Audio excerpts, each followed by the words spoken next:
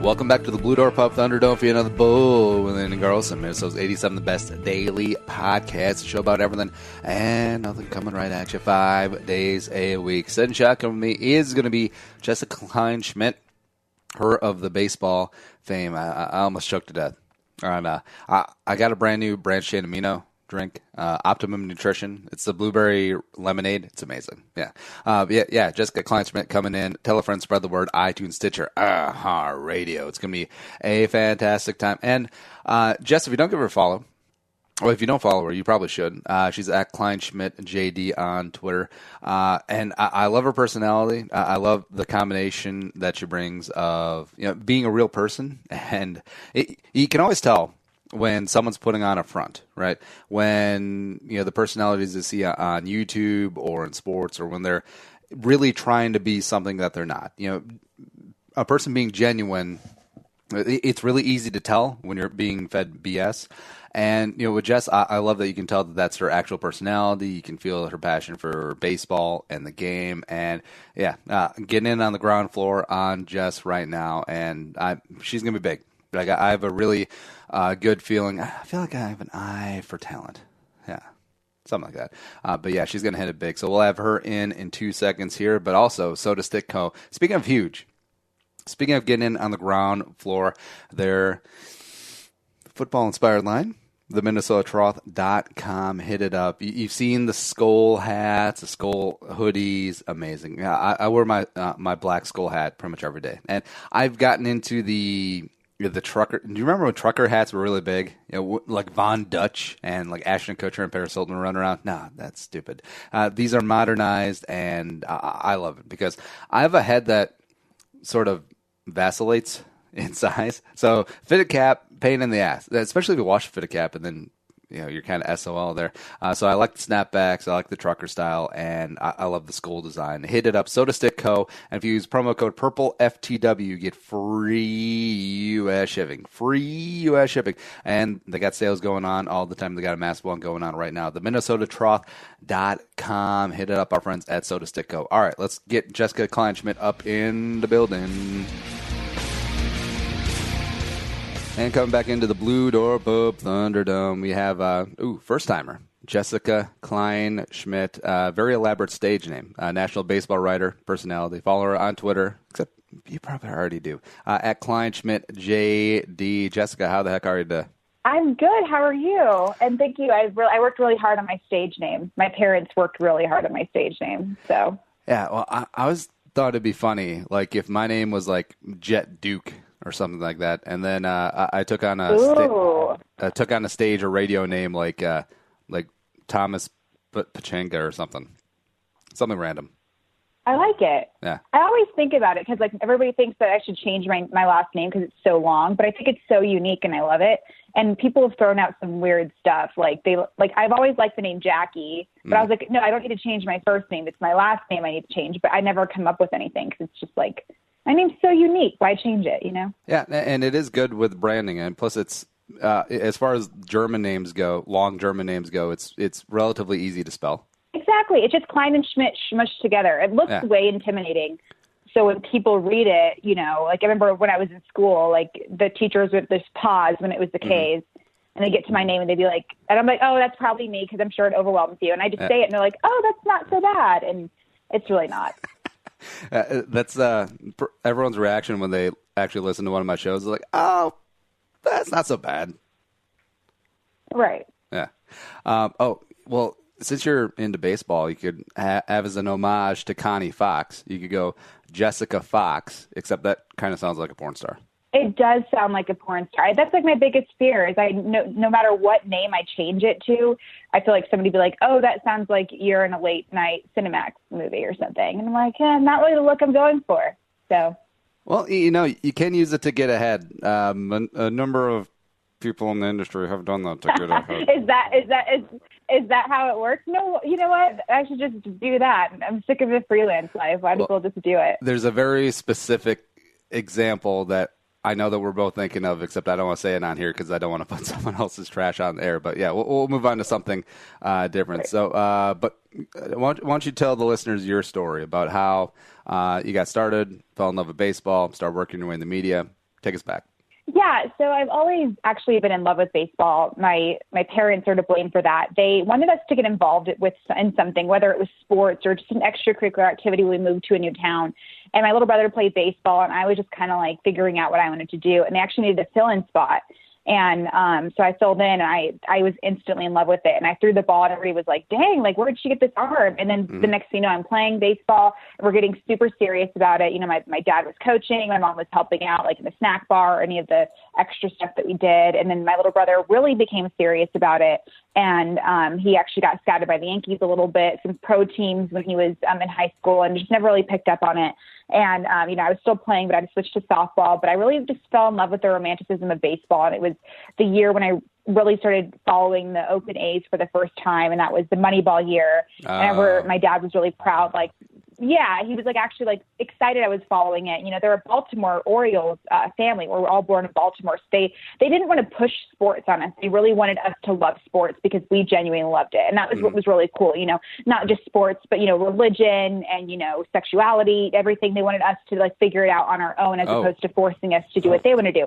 My parents were not athletes. They were just like, okay, you know, like if you want to do it, cool. But for some reason, my brother and I just really became like these jocks, and not in the bad term. We just were obsessed with sports, and it just kind of picked up that way. And when my dad passed away, my little brother actually rebelled against baseball. He was like, I don't want to do this anymore. I don't want to deal with it. And I actually just, you know, took it all in. I was like, okay, well, I think that it was the number one thing that my dad and I really bonded over. So I really want to continue it.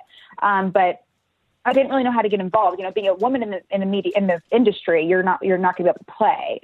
But I didn't really know that the media was open to women. I just thought it was like just the commentators and sideline reporters. I didn't know there was more that you could actually have a role in, not just the female population. So I remember, you know, I had a government job, and I was just kind of interning for these little sites and writing for free. And finally, I got like my first paycheck, and it was for a site that I'm still writing for, Sports Not. And it was just like, okay, cool. Like I can actually make some money off of this. And, you know, I gave up my government job to move to the Bay Area and really pursue it, which was kind of stupid, but at the same time, you know, monetary wise, it was dumb, but, you know, spiritually and everything else, it was a great experience because I realized there's so much more to life than just being in your hometown, and it's safe. And don't get me wrong, and I love it here for the most part, but it expanded my horizons and showed me like the type of industry that media journalism has really turned into. And it's a scary industry, you know, but I've really found my niche, and I'm really falling in love with it each and every day. And knowing that there's so many different avenues that not only women can do, but anyone can do, you know, that you could do the sideline thing, you could do a commentator, you can be an analyst, you can obviously be a writer, you can do a personality type of thing and all this other stuff. And I realized it was kind of cool that I didn't just have to stop at one point. You know, if I wanted to do on camera stuff, I could continue doing it. So it's just, you know, sometimes it's hard because it feels like a job, and that wasn't what I wanted to do, you know. So I always say, you know, take a break from going in the press box and working, and just go to a game and enjoy it, and remind yourself why you do love this sport, or why you do what you love. And not everybody has the opportunity that we do, where we can just, you know, who wants to work their 9 to 5 and then take a break and go back? Like, you can't do that. But with baseball or football or any type of sport, you can take a break and go spend $20 on a beer and just enjoy it, and really remind yourself why you love that sport so much. So I tried to balance myself out in that aspect, and it's just sometimes difficult, but at the same time, you know, I don't want to develop this relationship with the sport that I love and resent it. So it's just kind of always evolved. And now it's, you know, just second nature for me. And I love this sport. So it's a lot of, you know, falling in love with the same thing over and over again. And you really have to do that in order to make it in any type of industry, any type of career. There's always something that you can find, you know, a positive, a silver lining out of. So that's kind of where I'm at the moment. Yeah, and just sitting in those press boxes, like, you can definitely tell, like, the old school beat writers that are in it for the paycheck, you know, that they have a love for journalism. They don't have a love for the team. And I do think it's neat how, like, the rise of the sort of the fan bloggers, you know, they act professionally, you know, they're not wearing a jersey in the press box or anything like that. And their writing is quasi-objective, but you can tell that they're there for $25 a game. They're there working for free. They're there because they want to be there. And I think it comes out in the content, and I think people gravitate towards that. You know, fans want to read stuff that's portrays their team in a positive light generally, and it's almost like a branch of the PR team rather than actual, like, hermetically sealed journalism. And I don't know, like I kind of go back and forth if it's good for the media industry, bad, or just accept it because that's where it's going. I mean, it's actually a great question. I feel, I actually have an intern who I'm trying to kind of branch him into the industry. Wait, I tell him, have an intern? The first thing that I say when I do. Baller. And the reason why is because it's kind of baller, but he's actually just a phenomenal individual, and I really see a future with him because he does have that passion. He reminds me of me when I first got in the industry, really don't care working for free and doing all this stuff, wanting to help me out. But at the same time, I told him, like, anytime somebody approaches me and they're like, hey, I want to be a sports journalist too. What do I do? And I first say, don't do it. Honestly, it's you have to be a freak of nature to really make it in this industry, to get a paycheck in this industry. And, I work my butt off and I still don't think that I'm getting enough money. And I think that's just, that's why you have to have that passion. And he's the same way. And, he just did his first, interview with the Bowie Bay Sox, one of the guys there at Mullins. And it was just really cool to like see that passion and everything like that. And, but sometimes when they're in the press box, like you mentioned, you can point them out. They're so excited about it and it's great, but you see the way that they're perceived and it's no different. I'm kind of halfway there. It's definitely a job for me, but I'm still, Nicholas Sparks romantic about baseball at the same time. So I'm kind of like neutral in that scenario. But it's going to be a type of a different atmosphere, if you will. So it's interesting. So I think it depends on, like the audience. I think we're at a weird point where we still have the old school journalism and the new guys. It's kind of like when A-Rod was still playing, last year. He was around the steroid era, dealing with all these millennial kids and the way that the baseball was kind of turning. And that must have been a really difficult, time frame for him to be living in.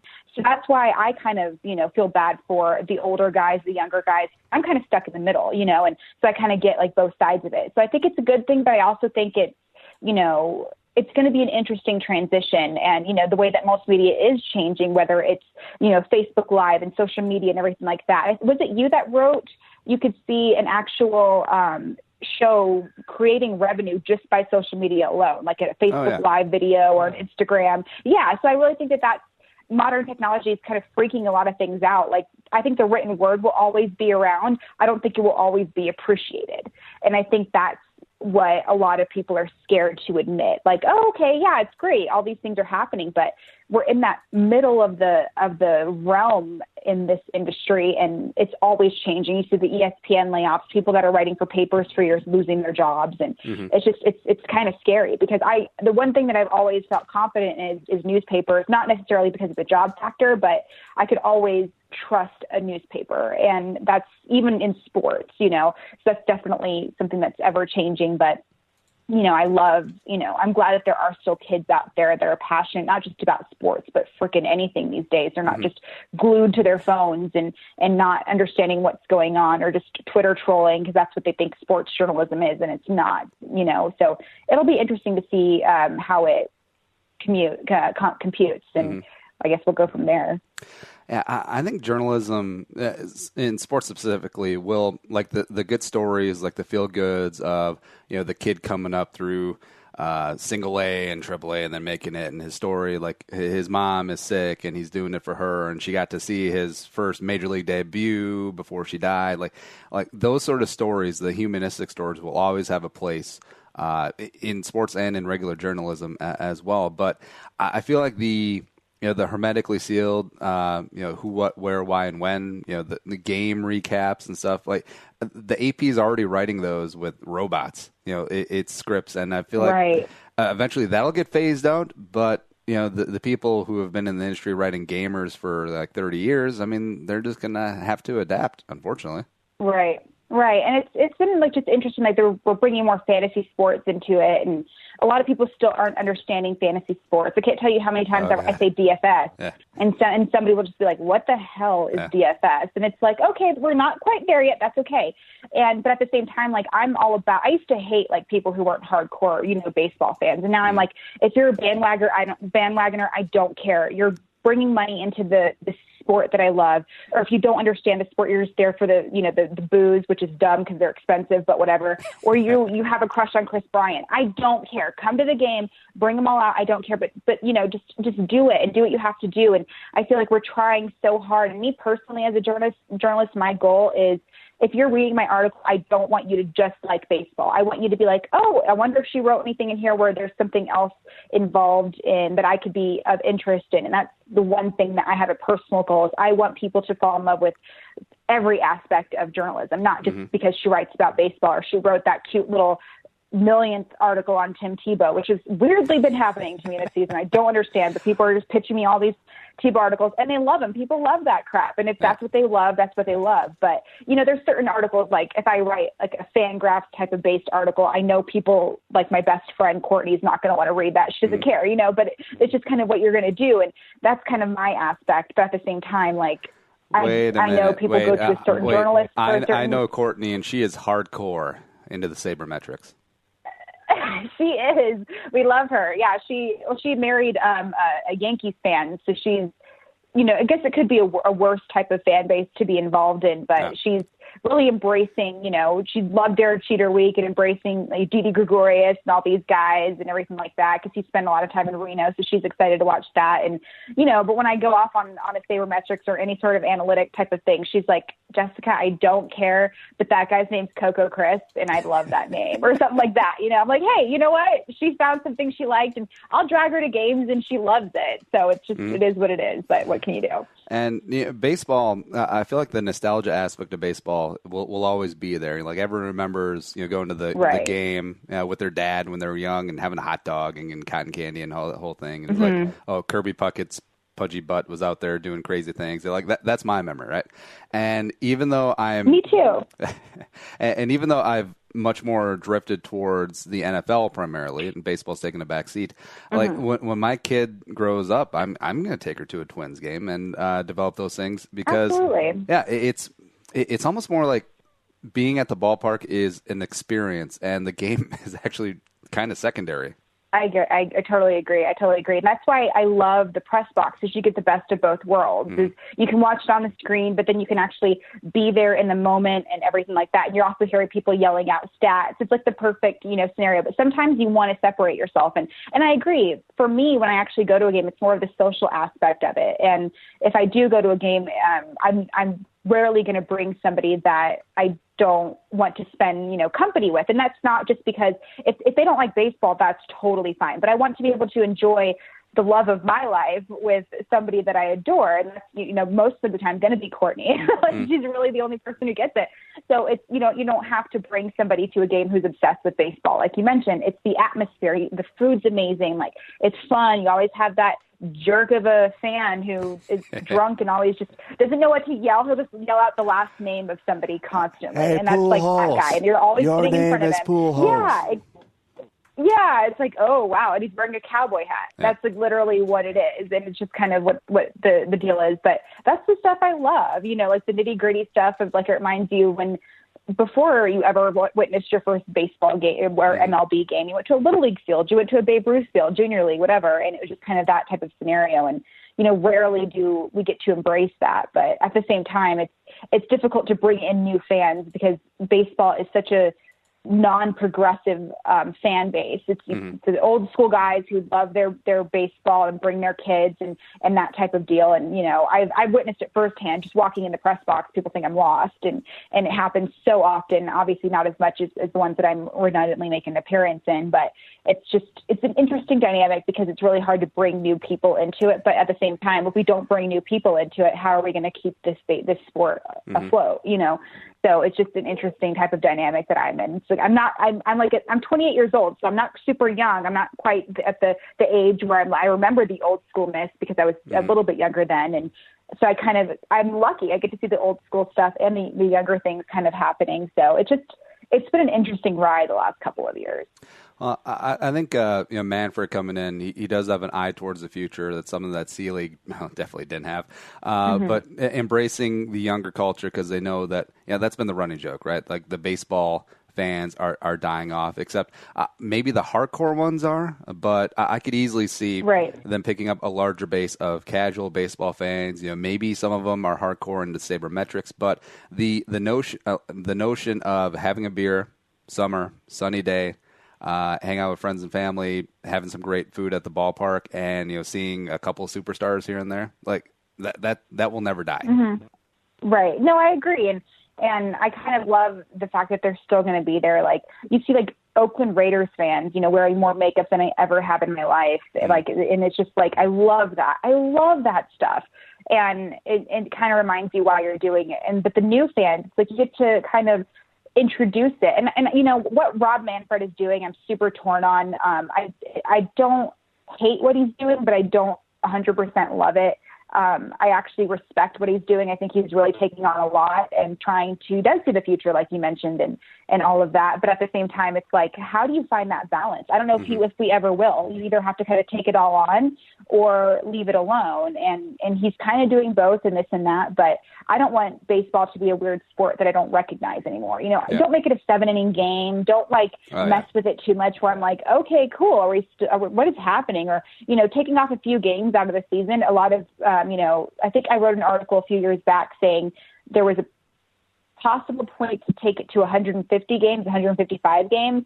And I didn't hate that. A lot of the players were like, we don't hate that, and you look at these guys are getting hurt. And I understand that's part of the scenario, but, people are always complaining about the season being long. If you cut off games, I don't think that's necessarily a bad thing, but every little thing has to be measured. And I really think the MLB Players Association, they're the old school mentality. A lot of the players are speaking up, and I think that's wonderful. So it's just been an interesting dynamic, but I hope it doesn't get too crazy where it's like, what are we even playing anymore? Are we like, what is this? So it's just been an interesting dynamic.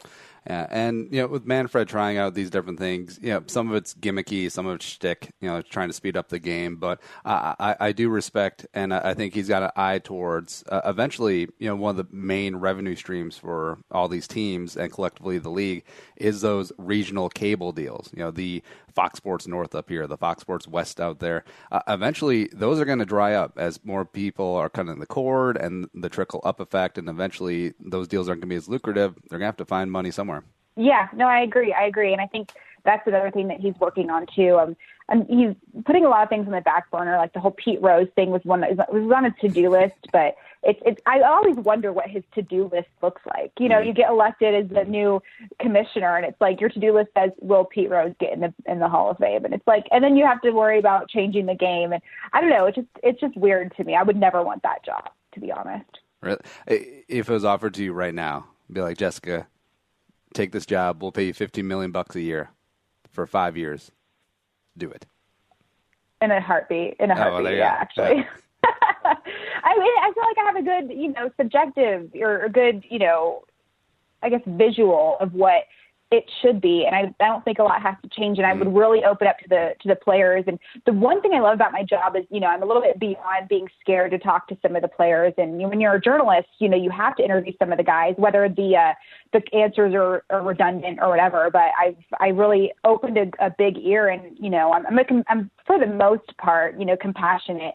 And it's just kind of an interesting dynamic, but they're not really used to that type of journalism. They're just the old school guys who just get to the point, whatever. And I love chatting with the guys, and, I really want them to open up to me and be like, hey, I don't want you to print that, or don't do this, don't do that. And a lot of the guys have, and I'm really thankful for that. If there's an injury and it's bugging them, they'll say, hey, I don't need for you to be posting that on Twitter. And I'm like, okay, cool. And it's just, you have to develop a good relationship. And I think he's working on that, and it's difficult to do. So I think that's going to be his ultimate, I guess, snafu in this whole scenario, is if he can't get a good relationship with the players, then what's going to happen? How's your Spanish? I can literally say the first semester of Spanish. If you need to, I can't really interview the Venezuelan players. I'm screwed. I'm unless they can tell me where the bathroom is, or if there's a blue dog running around, I'm screwed. Donde está la biblioteca, Big Papi? Right. And they'd be like, okay.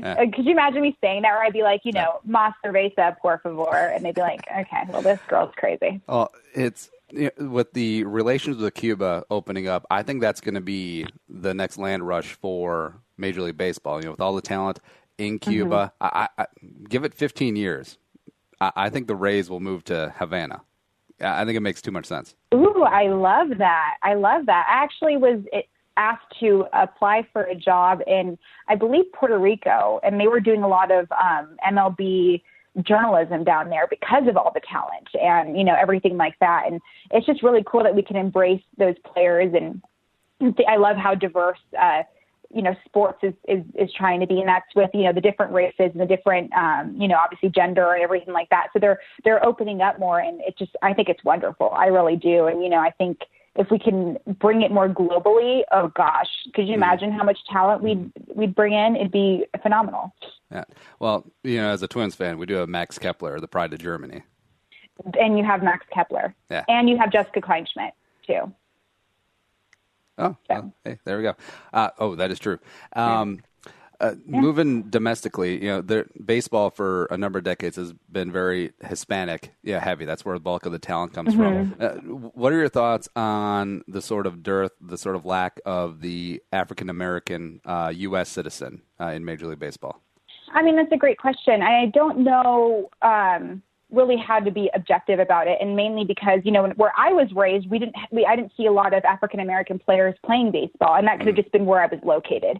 That has nothing to do with the lack of talent and everything like that. And when you look at it, if you're thinking of there's so many African American players playing in football, and I don't know if they have this thing where they're just like, just what I wanted to do and all types of that, because I feel like an athlete is an athlete. It doesn't matter what type of sport you're playing. And was it the baseball or the football or the basketball players who tried to turn a double play, and it was just awful? I saw like a clip of it recently, and it's like, I feel like an athlete is an athlete. But I never really noticed like the shortage until I was looking at numbers, and actually a former player sent me this article saying, like, do you notice and he said, quote, racism going on in baseball, and it starts from, single A, double A, and there was an issue with a lot of the times, the starters, even down to coaching. A lot of the coaches were just Venezuelan or Hispanic players or white players.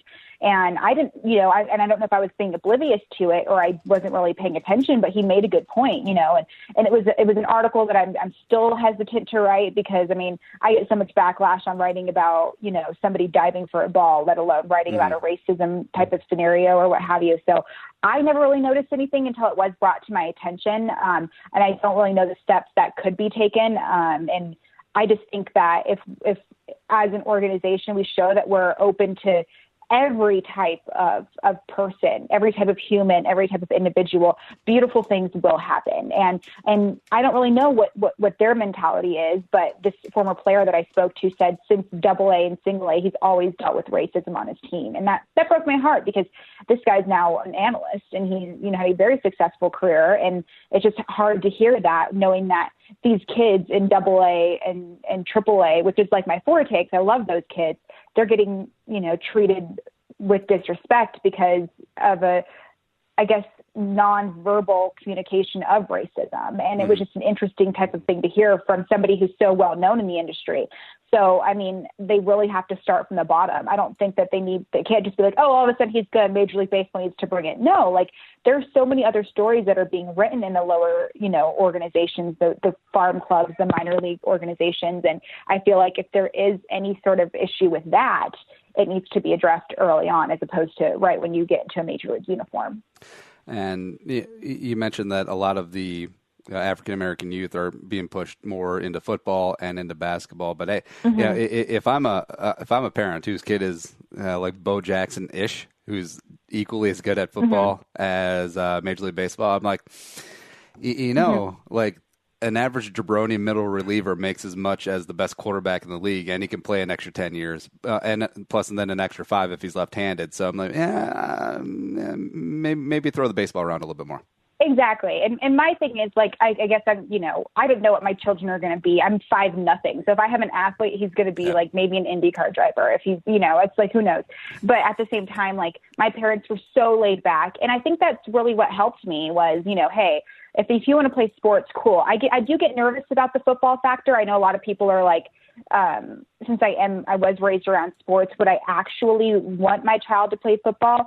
I don't know. It's difficult for me. I don't know how strict of a parent I would be, but I think about, the concussion protocols, and I've seen my little brother, he played every type of sport, and he was a catcher in high school, and he's still dealing with knee issues and all of that. And it's the same thing. Like, I don't even know if I could tell him not to take steroids, to be honest. It's just kind of one of those factors. If you get that signing bonus and it makes you happy and you suck after that, and that's the type of industry you want to be involved with, that's okay. But, I've seen so many things happen, and, steroids is a whole nother issue, but it just kind of is one of those dark factors that are there, and it just kind of is what it is. But at the same time, if they come to me and say, hey, I want to play baseball, I'm like, okay, cool, let's play baseball. Or I want to play squash. I don't know what the hell squash is, but if he wants to, or she wants to play squash, go play squash. And it's just kind of one of those, I guess, mentalities I've never been in. I guess it's different when you start to have kids. But yeah, I would totally agree with you. It's difficult, to make it in any sort of professional sport. But I have noticed with baseball, it depends on what he's looking at. Like, there's 12 steps to get to sometimes to that major league uniform, as opposed to some sports which is like, oh, you're D League or you're in the bigs or the pros. Like, that's it. But, you can have that signing bonus, but that doesn't necessarily mean you're going to see any sort of Major League Baseball time. So it's just an interesting dynamic that way. Yeah. I think your kids are going to be super cute. Thank you so much. They're going to be small, little things. Just little guys. No, they can just be, you can have like a brood of 5 David Ecksteins. I will. And who was the first baseman who was short too? There was a short first baseman. Bagwell. Was he short? I think if you're under 6'5" in the bigs, you're considered short. Oh, well, that's pretty lame since I'm only 5'8". By the way, after this, you should look up Bagwell and the lead singer of Metallica. They're basically James Hetfield. They're basically the same person. Really? They look alike. They do. I'll have to do that. Yeah. Smooth segue to, you mentioned the ESPN layoffs before, and a bunch of prominent newspaper people are in the sports department are getting cut all across the country. Does this affect the dream at all? And if so, how? Absolutely, it does. I've noticed, like, ESPN was always like the dream, end type of scenario for me. And so that was kind of where I was in regards to, like, okay, well, like, how is this going to, play out? How is this going to work for me? And it kind of freaked me out because it not only was I, like, dealing with all these types of scenarios, and I hate people are like, oh yeah, well, you're a female in the world, and it depends on who's asking it. And, it's difficult to be a female in the industry, but when this stuff's happening, it's like, well, what do you guys want? What does this industry want? Do you want me to do more this, less that, this or that? And I shouldn't be wanting to change myself just to make you happy, but that's the mentality I was thinking of. They're firing or laying off people like Ed Werder and Jason Stark, who are literally the part of my childhood, the reason why I started watching ESPN. And don't get me wrong, there's still some talent there, but I think a lot of it's a joke, and it's just people arguing on TV, and I think that's what it's going to turn into, and that's what's kind of scary is I can argue with the best of them, but I'm going to be on a show because of my knowledge or because I bring something different to a team, not just because I'm just going to disagree with everything that you say. To go to Twitter for that, and so that's what I was worried about. What do you want from me as a journalist happening to everything? And it makes you think of, just baseball in and of itself, like things are changing, and unfortunately we have to deal with it because I'm not the guy or the girl at the head of the whole corporate structure saying this is what needs to be done. More questions than answered, like why did this happen? Like what happened? And all of that. So I'm glad they kept on some talent, but yeah, it's actually kind of scary for me. I think every 6 months I think about going back to the private sector, going back to like the 9-to-5 job, just because of the fact that I feel like I'm swimming and not getting anywhere sometimes. And that sucks because I've put a lot of work into this and I put my name out there, and I think I'm pretty good at what I do for the most part. I'm still learning. Everybody's still learning, but it's scary sometimes. Yeah, I think that's where a lot of people are dream-wise, because always shooting for the stars. But maybe ESPN isn't the stars anymore. Maybe an upstart like Bleacher Report or Root Sports or hell, even Barstool is going to be the actual next platform that takes over the thing. And if you can get in early on those, you could be the Chris Berman of Barstool Sports. Right. It's interesting. Like, I'm glad they're opening up to all these kinds of venues. I know the Barstool guys worked so hard from when they started. They worked so hard. And, you know, a lot of people really follow them. Like, the thing is, though, it's the way that they're showing themselves off. Like, they're opening up to more than just the casual sports fan, which I love. But some of the things, you know, I'm not really sure what kind of message they're trying to portray, if you will. And it's, you know, I don't really know if they're reporters or if they're news. They don't really break news unless it's kind of, you know, so I don't really know 100% what they do, but they're very entertaining. And I think that's what people are going into. I think sports is becoming very similar to just an entertainment type of value. And that could be good, but that could be really crappy too. Like, and I don't want people to lose, you know, the true feel for a baseball game or a football game or why you're there. And I don't want it to be a circus. I'm not saying any of these venues are, but, you know, I understand where they're coming from and they're making it more entertaining. I still want to see exactly what the message is they're trying to portray. Yeah, I love in this very PC, non-misogyny world, Barstool Sports is coming up number one. That's still amazing. Mm-hmm. Yeah, exactly. And but all my guy friends love Barstool. Yeah. I'm still opening up to it a little bit. It's fun. And the next thing you know, you're like reading one of their articles, but I'm still trying to, I guess, be into it. I think, you know, a lot of people love the personalities of it, and it's obviously grown huge, but I'm still trying to get a feel for it, if you will. Yeah. And like looking back at the ESPN layoffs and who's been hired at like Fox Sports, it is more personality rather than substance. And, you know, maybe that's just what the market of people's attention is drifting towards. And yeah, it is unfortunate because, like you mentioned, Jason Stark, Ed Werder, titans of their profession, pure professionals, but you know, not exactly cults of personality.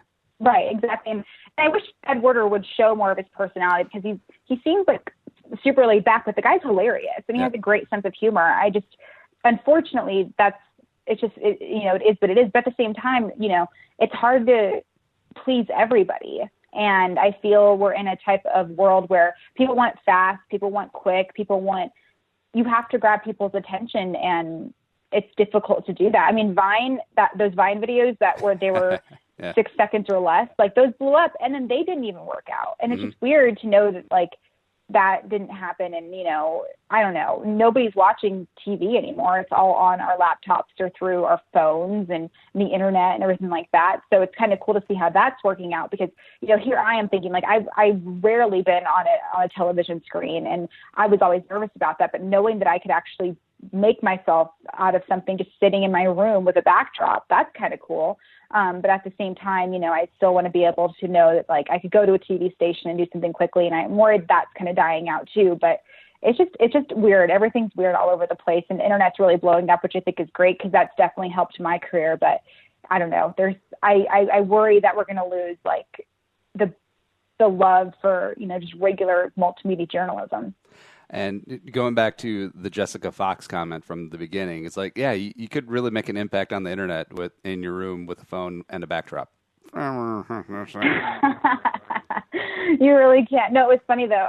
When I was working for one of my sites, one of my favorite places to work, they sent me a video camera, and like they didn't tell me why. I was like, what's going on? And they're like, oh, sorry, I forgot to tell you, like, we're going to do this. But the thing looked like one of those, like, that you see, like, those internet girls have. Like, you know what I'm saying? Like, I've never really watched them, but you know what the type of video cameras that they would have. It looked just like that. I was like, what the hell am I supposed to do with this thing? And they were like, oh, sorry, I forgot to tell you, what you do some more voiceover work or more, you know, on camera stuff. And I was like, okay, because this thing looked like a conference call type of camera with like that the round bulb. Yeah. And I was like, I don't know what I'm supposed to be doing. And they're like, no, don't. That's weird. That's the kind of thing. But yeah, I mean, that's how a lot of people make it. that was the beginning of Jessica's Lifetime movie. That's how it started. Yeah. You never heard from Jessica Kleinschmidt ever again. Jessica Fox is bored. A couple more items, then I'll get out of your hair for the date. What's been the best and worst part of social media for you? The worst part is, gosh, where do I start? It's honestly been having one person attack me, which is fine, and not turning into millions of people attacking me. Just because one person didn't like what I said, and all of a sudden it's like a mob mentality. And not having, I feel like I'm scared to have an opinion about anything, because if I don't agree with one person, that turns into a whole thing. I actually have had stalkers, full-on stalkers, and that's been kind of scary, just because like I was like, these people will go to a certain game and show up, and I'm scared to work, or I'm scared to go watch a game. That's probably what's been the scariest thing. And I think about, you know, if I were to have a dog, it's pretty scary, but it's getting handled. But it's, you know, I'm thinking of, you know, being in the public eye was always something I've always wanted to do. I love entertaining. I love being, you know, hilarious and funny and fun. I want more than just the sports people to be brought in, but you're going to get a lot of enemies. And that could be because of jealousy. That could be because they don't understand you. They don't want to understand you. They don't like women in sports. That is definitely real. Sexism is very much real. Anything to like just being in a regular conversation. And I remember just recently I was having a conversation with somebody who was going to the A's in Detroit game. And naturally, I know the A's very well. I know the match between the Detroit Tigers and the A's. So I was trying to talk, and this person kept ignoring me. This guy kept ignoring me, but repeating every damn thing I was saying to like his little group. And I was like, dude, I just freaking told you that. I know Verlander loves to pitch there. And because he was watching Verlander pitch, and like he ignored me. And then 2 seconds later, he's like, oh yeah, well, Verlander's really good pitching there. I'm like, are you kidding me? Like you're like literally standing here plagiarizing my work. And, you know, and that's what sucks. The social media has been difficult because you can't really control what they say. And that kind of sucks. But at the same time, you know, on the positives, I've developed relationships with people that I used to look up to, like people I would never anticipate calling my friends. I could call them up, and if I ever need anything, they'd be there for me. And, you know, press box stuff has been great, like on camera stuff I honestly used to dream about, I'm doing. And not a lot of people can say that. And I think that's kind of cool. And people have actually approached me saying, like, you know, you're the reason I went back to law school, or you're the reason I decided to go and get my nursing degree. And, you know, and even if you want to be a stay-at-home mom, like, I think if you want to do something, you should really go do it. And, you know, I got very lucky with a lot of the opportunities, but I honestly worked really hard. And I know there's been a lot of stereotypes and stuff like that. I'm a different egg, but I kind of love that about myself. I don't want to be, I used to want to be like, oh, I want to be just like Erin Andrews, or I want to be like Katie Nolan, this and that. I'm not saying they're not amazing women, but I want to be the first Jessica Kleinschmidt. And I don't think that that's saying anything bad towards these women, but I think they would ultimately respect that. They were the first Katie Nolans. They were the first Erin Andrews. And, you know, even the males, you know, I don't necessarily want to be a female in sports. I want to be a woman working towards a goal and getting there. And I don't know if I'll be doing this full time for the rest of my life, or if I do go back to the private sector and doing it, you know, on the side, but it's something I've really grown passionate about. And, you know, I developed a platform for it. I'm actually going into a lot of colleges and speaking to classrooms, and that's just been amazing too. And, you know, if I can just, you know, help one or two people and decide, you know, if journalism isn't what you want to do, and, you know, you can't do it for the attention, you certainly as hell can't do it for the money. You really have to do it because, you know, you want to stand for something. I think that's with every type of career. And so those definitely highlight some of the great things that I've dealt with, but it hasn't been easy. It really hasn't. And I think you just have to, in this industry, you constantly have to be swimming. You have to constantly, there's never really a time where you can just chill and be relaxed. You always got to be working towards it. You always have to be, you know, doing it. But at the same time, it's a scary industry because you can be the best person in the industry. You can easily get laid off. So it's a scary type of scenario. So it's definitely evened me out. I've dealt with a lot of negativity, more in the last six months to a year than I ever have in my entire life, as far as professionalized. But in the last 6 months to a year, I've gotten a beautiful amount of opportunities and met some amazing people along the way. Well, now, do you think the negativity is increasing in your mind as your profile increases, and that's just a part of moving up the mountain? Yeah, and I think that's kind of the pattern that it's developed. I mean, right when I landed with FanDuel, I had somebody email the CEO saying that I was an awful writer when it turns out I turned him down for a date. I've had my life threatened before. I've had my dog's lives threatened before. I've like literally been called like fat and ugly by women who I've worked with. And, you know, a guy he'll sometimes mention my bosses on Twitter saying that I'm an awful person. And slandering my name and stuff like that. And it's always as something has come up, and to the point where I'm scared to announce like new places I've worked for, I'm like, that sucks.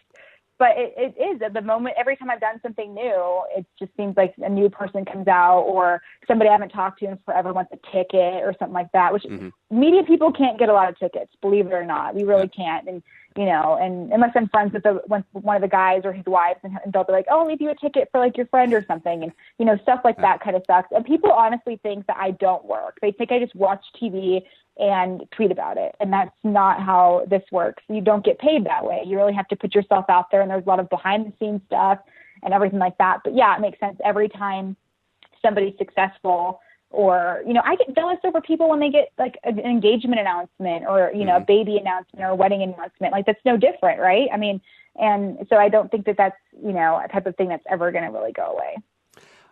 Something that's going to go away is the future eventually. Give me right now, call your shot. And in a decade, I will hit you up with whatever platform we're on by then, like Smirk or Blurk or whatever. Give me right now your prediction. 10 years from now, May 17th, I don't know what year it is, 2027. What is Jessica Kleinschmidt doing? Oh gosh, hopefully just building an empire. I feel if this, I don't 100% know my end goal. I think I just want to have like one job as opposed to millions.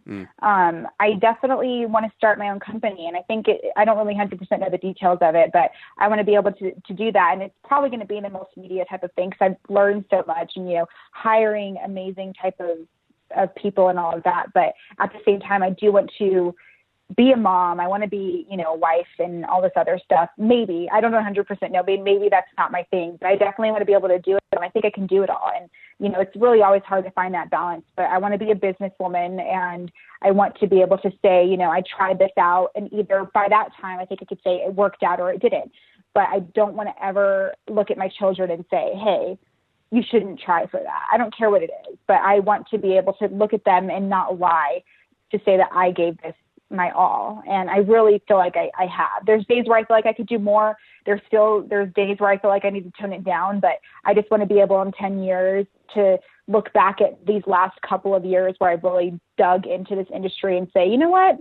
That was pretty cool.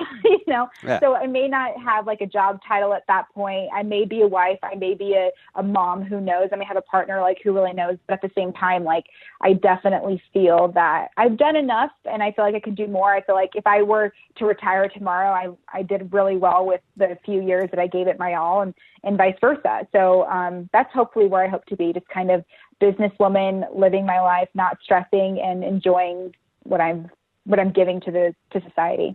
All right. One question, one comment, and then I'll let you go. How come Girl Meets World sucked? I never watched Girl Meets World. I watched Boy Meets World after the millionth person said I looked like Topanga. And, but I heard nothing but great things on Girl Meets World, because a lot of my friends' children were watching it, and they said it was hilarious and it was cute and very much like Boy Meets World. So I had no idea why people are saying that it's I don't know. Like, kids' choices in entertainment are pretty low. I mean, my kid likes Caillou, and that's the worst show ever produced in the history of mankind. Yeah. I always think about that. Like, when I go back and watch the stuff that I used to watch, I'm like, how did I love this? Or why didn't I love this kind of deal? And last one, the Mets are garbage. Tebow's lighting it up in whatever, like, Skeeter town he is. End of the year, I'm calling it. They're calling him up to sell some tickets. On the actual Mets? Yeah. It's going to happen. He's going to go. He's going to go 0 for 41, but they're going to sell out like 5 games. You know what? I 1 month ago, I would have said you're full of crap. But at this point, I'm thinking it's a maybe. Yeah, which is pretty bold for me, because throughout the whole season, like, he's not going to get bumped up. He's not going to get bumped up. The next thing you know, I'm writing articles saying that he's looking at a possible promotion. I could absolutely see him in AAA. But that extra step, but the way the Mets are playing is definitely making it a little bit more intriguing. Yeah. I wonder if Tebow's ever seen a dildo. Probably in some of the places he's worked. I'm going to say he went to the University of Florida with all those characters like Riley Cooper and the Pouncey brothers and Aaron Hernandez and Percy. Yeah. You never know. Yeah. We'll go with that. You never know. What do you got coming up? What should people be looking forward to? I'm actually covering the College World Series next month, just a couple of days, but it's for the Pizza Hut All-American experience. And what they're doing is bringing a lot of reporters out to kind of, do some fun little activities and interview some of the big names, whether it's going to be the actual players or the personalities there kind of commentating. Mm-hmm. So that's going to be really cool. I get to hang out with like Terry Francona and do a couple things with him. Yeah. That's going to be kind of awesome. I'm working a lot with the Reno Aces, and they've been really cool about helping me kind of develop my on-camera craft. I've been interviewing a lot of the guys on camera, which has been great. And they're very open to the media. They want to know more how to be with the media, which is kind of great. And so that's been really interesting and fun, and just more of a hands-on experience, and be able to meet the guys before they get their call-ups. And, with FanGraphs, FanVice, literally FanRag Sports, Sportsnot, MSN, Yardbarker, all of that stuff. I'm doing all kinds of stuff, and hopefully in the next few weeks I have a bigger announcement to make. So we'll see with that. But other than that, you can always find all of my stuff on Twitter, because that's where I post everything and make all my announcements. On Twitter, she's at Kleinschmidt JD. On Instagram, I highly suggest following along there. She's at Jessica Kleinschmidt as well. And, when you see Tito, you should ask him about what Michael Jordan was like, because I'm sure he never gets that. I definitely will. I'm sure he never, ever gets that. You're right. All right, Jessica, appreciate you coming on. Thank you. And good stuff from Jessica right there. And, like I said in the beginning, I'm rooting for her. And you don't really have to root when someone has that much talent. And I've read Jessica's stuff, and she is amazing on video, very natural, and the personality comes through. It's you see the people, and they're on like some of the major networks where the personality it's forced, where they feel like it's almost written on the cue card. Insert personal anecdote here. Insert personal joke here, and and then they actually have the laughter written out. You ain't gonna have that with Jess. And if this is your first introduction to her, definitely give her a follow on Twitter and on Instagram. You won't regret it. And be able to say 5 years from now, I knew J.K. Kleinschmidt back in the day. Yeah. Also, something you should know is our Amazon link, bullshow.co/Amazon, and you know the drill. Hit bullshow.co/Amazon, take you right to the Amazon homepage through our link, bookmark it. Every time you buy something on Amazon, which you do all the time anyways, just use our little book, use that link, use that little bookmark, and we'll get a couple nickels in our pocket. It costs you nothing, by the way. You get the same Amazon shopping experience, and we just get a little credit for it. Keep a little wind in our sails. Keep us keeping on. And, subscribe, iTunes, Stitcher, iHeartRadio. Check out YouTube and follow me on the Twitter, on the Instagram, on the Snapchat, all at Andy Carlson Show. And if you enjoy us, tell a friend. Spread the word, add to the Jerome homie army. And thanks to producer Allie for making me not sound so stupid today. But for Jessica Kleinschmidt, I'm Andy Carlson saying annyeong, sayonara, and bye-bye. We'll talk to you tomorrow.